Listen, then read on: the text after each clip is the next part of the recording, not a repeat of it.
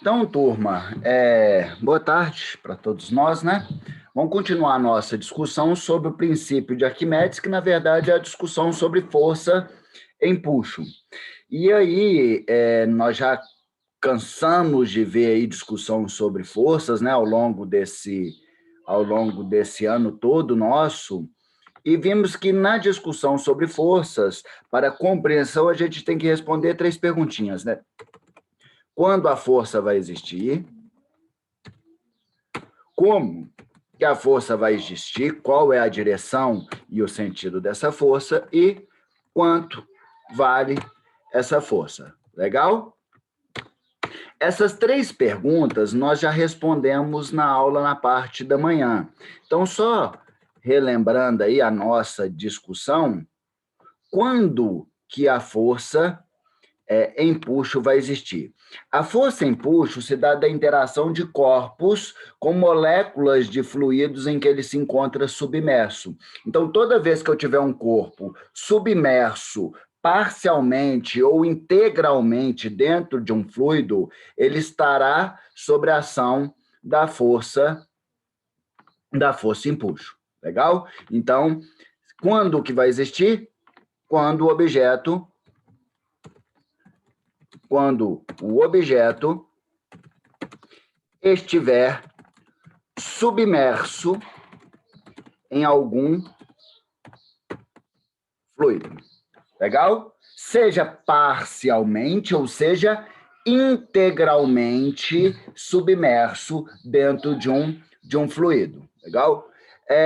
Como que essa força empuxo ela vai existir? Qual vai ser a orientação espacial dela, né? Qual que é a direção e sentido dessa força empuxo? Eu falei com vocês na aula passada que a força empuxo se dá pela diferença de força que as moléculas exercem nas laterais do objeto que se encontra submerso, ok? Então, nessas situações, acaba que as faces laterais elas sofrem a mesma ação de força, de mesma intensidade, uma lateral e a outra, porque sempre vai existir 2 pontos exatamente no mesmo nível. Se estão exatamente no mesmo nível, estão sob a ação de uma mesma pressão, né? Considerando que são áreas iguais em lados opostos, consequentemente, ele estará sob ação de forças iguais. No entanto, os níveis superior e inferior, eles sofrem pressões diferentes. Os pontos no corpo, na face superior dele, vai sofrer uma menor pressão que nos pontos inferior. Isso faz com que, nessa somatória de forças que as moléculas de um fluido exercem sobre as faces de um objeto submerso, desencadeia uma força vertical para cima. Então, se perguntarmos como a força empuxo vai estar atuando, ela sempre será uma força vertical para cima, ok? Beleza? Sempre vai ser uma força vertical para cima, independente do formato do objeto, independente de como estiver o líquido. Se o objeto estiver parcialmente ou integralmente submerso em um fluido, a ação da força empuxo será uma força vertical para cima. Legal? Agora, quanto que vale a força empuxo? Foi o que a gente já discutiu também na aula anterior. Arquimedes percebeu que a intensidade da força empuxo, que é a intensidade, né, dessa somatória das forças que as moléculas exercem sobre a face de um objeto submerso, ela sempre será igual ao peso do fluido deslocado, quando eu coloco o objeto submerso dentro de um fluido. O que vai acontecer? Ele vai deslocar parte desse fluido e o empuxo vai ser exatamente igual ao peso desse fluido deslocado, ok? Então, eu posso falar aqui que um empuxo é igual ao peso. Vou colocar aqui peso deslocado, mas a gente tem que entender que quem foi deslocado foi o fluido, ok? E aí, deduzindo esse raciocínio, a gente viu que empuxo é igual a massa que foi deslocada vezes a gravidade. Vezes a gravidade. Legal? E massa, ela pode ser determinada também como o quê? Densidade vezes volume. Daí que vem a equação de empuxo, que é igual a densidade vezes volume. Qual volume? Volume deslocado de fluido vezes a gravidade. Foi? Até esse ponto aqui eu não falei nenhuma novidade, estou até falando rapidão aqui, só para a gente situar de novo, novamente, a nossa conversa, mas acerca da força empuxo, para ter uma compreensão geral dela, basta a gente compreender essas 3 perguntinhas aí. Então, a visão geral da força empuxo, a gente já consegue compreender, beleza? O que a gente precisa compreender agora? Algumas situações de atuação da força empuxo. E aí, pensando nisso, eu vou apresentar para vocês 3 condições possíveis quando eu pego um objeto e coloco ele completamente submerso em um fluido, ok? Então, vamos imaginar a seguinte situação. Eu tenho uma certa amostra, por exemplo, água, um fluido qualquer, né? E eu coloco um objeto dentro deste fluido, ok? Quando eu coloco ele ali, inicialmente em repouso, vai ter somente 2 forças atuando nesse corpo. Quais forças? De campo, a força peso, que vai ser sempre uma força vertical para baixo. Então, vai estar sobre a ação da força peso, não é? E em contato, esse objeto vai estar em contato somente com o fluido. Então, consequentemente, a única força que ele vai estar sobre a ação é a força empuxo, que é sempre vertical para cima. Então, eu tenho a força empuxo, vertical para cima, e eu tenho a força peso, que vai ser uma força vertical para baixo. Legal? Quando isso acontece, eu coloco um objeto inicialmente, né, em repouso e vai estar sob a ação dessas 2 forças, eu posso ter a situação em que a força empuxo vai ser maior que a força peso. Quando isso acontece, vai gerar uma força resultante. Vai gerar uma força resultante para cima, vai desencadear nesse corpo uma aceleração para cima, ele vai iniciar um movimento vertical para cima, beleza? Ok? E ao realizar um deslocamento vertical para cima, né, ele começa a subir. Então, quando a força empuxo é maior que a força peso, esse objeto sobe. Ok? Ele vai subir. O que eu tenho que deixar bem claro para vocês? A força empuxo, ela é determinada como densidade do líquido vezes volume deslocado de líquido vezes a gravidade. Então, em qualquer ponto que eu colocar o objeto dentro de um líquido, ele vai estar submetido sempre à mesma densidade do líquido, né, do fluido aqui. Vou colocar aqui dF, lembrando que é a densidade do fluido, não a densidade do objeto. Legal? A gravidade, ela vai ser sempre a mesma, porque está sob a ação do mesmo planeta aí.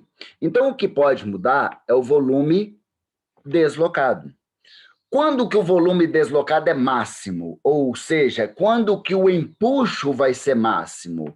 Quando o volume deslocado é igual ao volume do objeto. Ou seja, quando o objeto estiver completamente submerso, ele vai ter deslocado o máximo possível de líquido. Ele não consegue deslocar mais líquido, mesmo ele estando mais embaixo, mais próximo da superfície, mais no meio do líquido, o volume deslocado vai continuar sendo, se ele está completamente submerso, ele vai ser igual ao volume do objeto. Então, toda vez que o objeto estiver completamente submerso, o volume, o empuxo que ele está submetido, vai ser um empuxo máximo. Legal? E aí, se o empuxo máximo for maior do que o peso do objeto, esse objeto vai começar o quê? A subir. E aí esse objeto vai subir. E vai subindo. E vai subindo. Enquanto ele estiver completamente dentro da água, ele vai estar sob a ação do empuxo máximo, ele vai continuar sendo maior que o peso, ele vai continuando subir. Beleza? O que acontece? Ele começa a sair da água. Quando ele começa a sair da água, ele começa a passar uma condição em que o empuxo ele vai diminuindo, porque o volume deslocado de fluido vai ficando cada vez menor, porque o volume deslocado do fluido vai ser sempre igual ao volume do objeto que se encontra submerso. Então, se eu pensar nessa situação que eu representei aqui, é somente essa parte que está submersa que vai deslocar um certo volume de líquido, ok? Então, somente essa parte que vai estar interagindo com esse fluido, somente essa parte que vai estar gerando a força empuxo, legal? Então, à medida que o objeto vai saindo, a força empuxo, ela vai diminuindo, ela vai diminuindo, ela vai diminuindo, até o momento que o quê? Ela se iguala à força-peso. No momento que ela se iguala à força-peso, esse objeto entra em condição de equilíbrio e permanece em repouso na superfície desse líquido. Então, olha só, quando o objeto tem um empuxo máximo, maior do que o peso, ele vai começar a subir em direção à superfície e ele vai sair parcialmente da água, a fim que o empuxo diminua até o momento que ele se iguala a peso. E aí, o empuxo passa a ser igual ao peso. É claro que esse empuxo que o corpo está submetido quando ele está parcialmente submerso, não vai ser o empuxo máximo que esse corpo pode sofrer, beleza? Por quê? Porque o volume deslocado, nesse caso aqui, o volume deslocado, ele vai ser o quê? Menor que o volume do objeto. Beleza? Ok? Na química, vocês vê muita conversa assim. Quando que o objeto vai flutuar? Quando a densidade do objeto for menor que a densidade do líquido. Não é isso? Se a gente parar para pensar aqui, vamos deduzir um pouco esse raciocínio do empuxo máximo ser maior que o peso. Como que eu calculo empuxo? Densidade do líquido vezes volume deslocado vezes gravidade. Como que eu calculo o peso? O peso vai ser o quê? Massa do objeto vezes gravidade, mas a massa do objeto é determinada pelo quê? Densidade do objeto vezes o quê? Volume do objeto vezes gravidade. Como eu estou falando de empuxo máximo, em que o volume deslocado é igual ao volume do objeto, eu posso cancelar o volume deslocado com o volume do objeto, não é isso? E posso cancelar gravidade com gravidade. Então, o objeto, quando a gente fala assim, o objeto flutua em um líquido porque a densidade do objeto é menor que a densidade do líquido. Tudo bem, nós estamos respondendo a questão. Mas, fisicamente pensando, o que a gente tem que compreender? Que a densidade do objeto sendo menor que a densidade do líquido, faz com que o empuxo máximo seja sempre maior que o peso. Então, faz com que sempre que o objeto estiver completamente submerso, a força vertical para cima, que é a do empuxo máximo, vai ser maior do que o peso para baixo. E isso que faz com que o objeto suba e fique parcialmente submerso, ok? Fique parcialmente submerso. Por que ele vai ficar flutuando parcialmente submerso? Porque à medida que ele começa a ficar parcialmente submerso, o empuxo sai da condição máxima, vai diminuindo até o momento que ela se iguala à força-peso e ele vai ficar flutuando, beleza? Então, toda vez que eu coloco um objeto que ele está completamente submerso, exatamente, e ele sobe exatamente devido ao empuxo máximo ser maior que o peso, e aí a gente tem exatamente esse raciocínio do que vai acontecer com o objeto. Legal? Ok? Show de bola.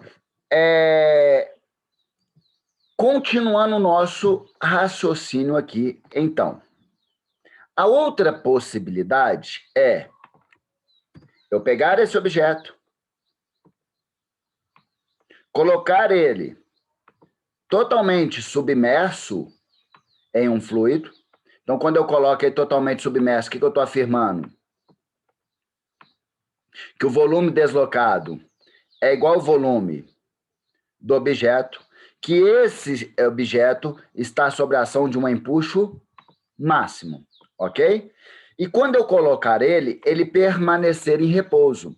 Se ele permaneceu em repouso, não vai existir força resultante. Então, olha só, quando eu coloco o objeto completamente submerso e ele permanece em repouso, o que eu posso afirmar? Que o empuxo máximo dele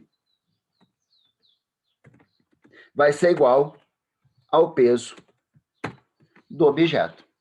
Legal? Ok? E nessa situação, se o empuxo máximo é igual ao peso do objeto, como é que eu calculo o empuxo? O empuxo é igual à densidade do líquido vezes volume deslocado vezes gravidade.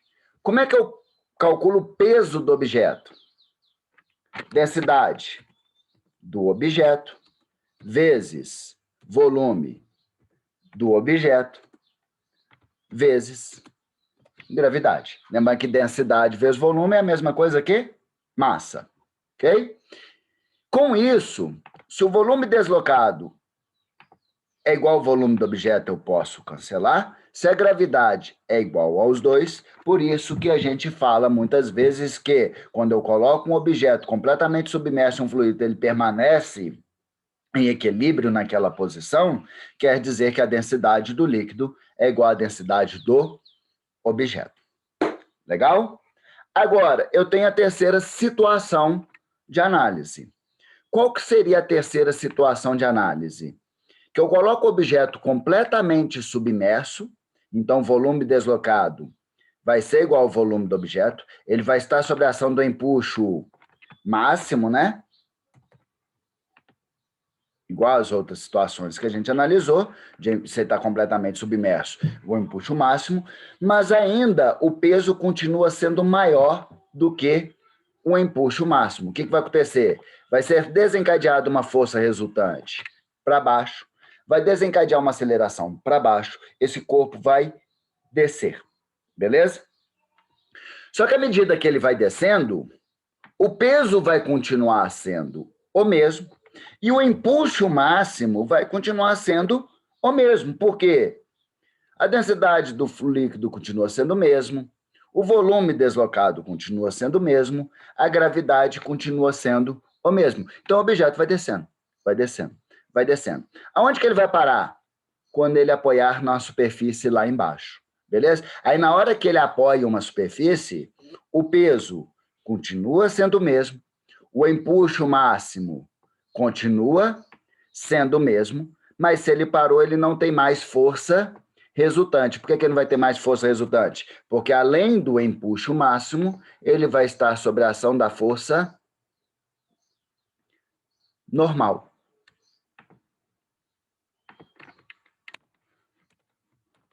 Ok? Beleza?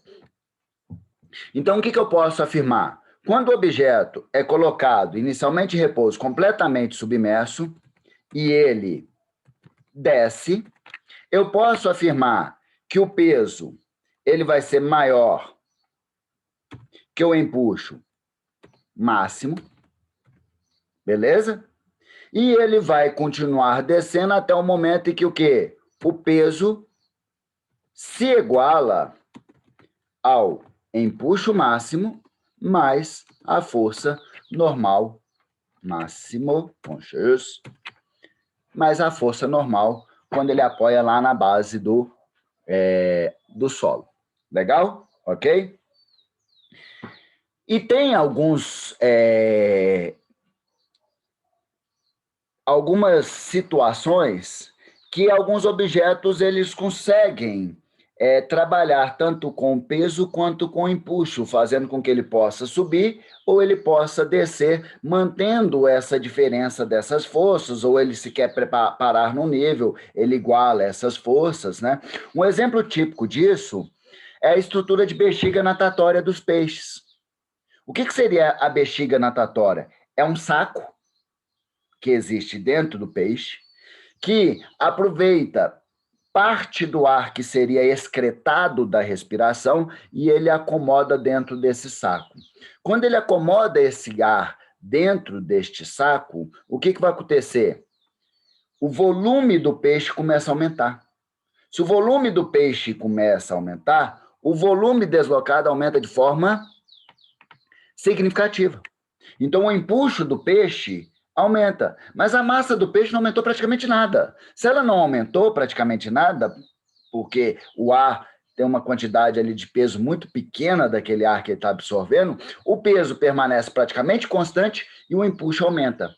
E aí faz com que, no momento que ele mantém esse ar dentro da bexiga natatória, ele se vai ter um volume maior, fazer com que o empuxo seja maior que peso, ele começa a emergir, ele começa a subir. Beleza?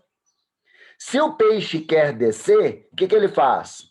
Esvazia a bexiga natatória, o volume deslocado diminui, consequentemente, com o volume deslocado diminuindo, o empuxo diminui, a ponto do empuxo ficar o quê? Menor do que o peso. E aí o peixe começa a descer. Ok? Então, o peixe controla a sua profundidade não batendo barbatanas, beleza? As barbatanas ele utiliza para deslocar, mas se ele quer subir, descer, ele acaba trabalhando com a relação entre a força empuxo e a força peso, inflando ou desinflando essa bexiga natatória. Legal? Outro exemplo clássico que costuma cair na prova de vocês é a situação dos submarinos. Como é que funciona um submarino? Se ele quer descer, ele tem que fazer com que o peso seja maior do que o empuxo. Se ele quer subir, ele tem que fazer com que o empuxo seja maior do que o peso. Mas a estrutura do submarino ela não é flexível como a estrutura de um peixe. É uma estrutura rígida. Então, o submarino ele não mexe no empuxo. Ele mexe no peso dele. Como? Se ele quer descer, ele tem comportas, estruturas internas que ele consegue aspirar a água do mar, jogar para dentro dessas comportas, aumenta o peso do submarino e aí o peso ficando maior que o empuxo, ele começa a descer. Na hora que o submarino quer subir, o que ele faz? Bombeia essa água que está dentro desses compartimentos para fora, o peso do submarino diminui a ponto dele ficar menor do que o empuxo, ele começa a subir. Beleza? 99,9999% das questões, ela gira em torno dessas análises que a gente acabou de discutir. Beleza? Ficou claro? Então, basicamente, sobre princípio de Arquimedes, o que a gente tem que discutir é isso. No mais, é fazer questões para a gente ver diferentes exemplos de situações para que a gente possa compreender a força empuxo naquela situação e responder a questão. Tá? Então, vamos fazer aqui duas questõezinhas. Uma é essa questão 6 dos exercícios propostos do nosso capítulo de hidrostática. Tá? Vou ler aqui essa questão, eu vou até dar um stop e colocar ela de forma separada da teoria lá no nosso canal.